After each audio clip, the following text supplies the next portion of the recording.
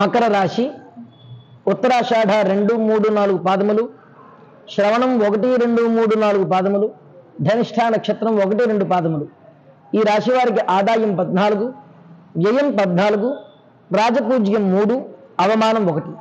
ఈ రాశి వారికి గురుడు పంచమ స్థాన సంచారం, అలాగే శనైశ్వరుడు ద్వితీయ స్థాన సంచారం వల్ల చాలా లాభాలను పొందుతారు.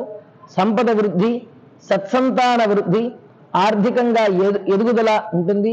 అలాగే స్టాక్ మార్కెట్లో ఉన్నవారికి విశేషమైన లాభాలు పొందుతారు.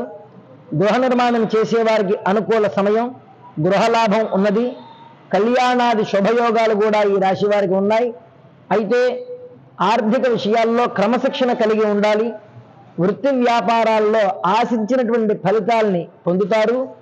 అలాగే స్వయం వృత్తుల వారికి, ఇండస్ట్రీ వారికి, సాంకేతిక ఇంజనీరింగ్ రంగం వారికి, ముఖ్యంగా న్యాయవాద వృత్తి వారికి చాలా లాభం, అనుకూలమైన సమయం.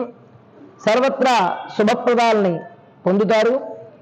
ఉత్తరాషాఢ నక్షత్రం వారికి కార్యజయం, శ్రవణ నక్షత్రం వారికి సృజనాత్మక విషయంలో విజయాల్ని పొందుతారు.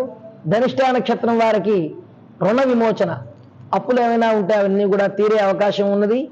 అలాగే సాంఘిక కార్యక్రమాల్లో ముందంజలో ఉంటారు. ఆధ్యాత్మిక విషయంగా ప్రగతిని సాధిస్తారు. అలాగే మాట్లాడేటప్పుడు మాత్రం చాలా జాగ్రత్త వహించాలి. నోటి నుంచి పరుష పదజాలం లేకుండా, అలాగే దుర్భాషలు ఆకుండా ఉండాలి. న్యాయవాదులకు మాత్రం అమోఘమైనటువంటి వాగ్దాటి వల్ల అనేక విషయాల్లో విజయాలు సాధిస్తారు, సంపదలు పొందుతారు ఈ రాశివారు. అలాగే విద్యార్థులు కూడా చర్చా వేదికల్లో గొప్ప గొప్ప స్థానాలని పొందుతారు.